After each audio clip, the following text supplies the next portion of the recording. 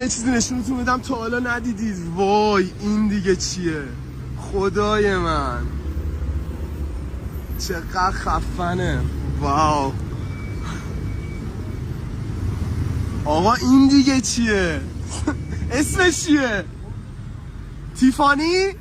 واو بچه ها ماشین رو ببینید. خدای من اینو دیگه ندیده بودم خودم. کارم اینه آخه.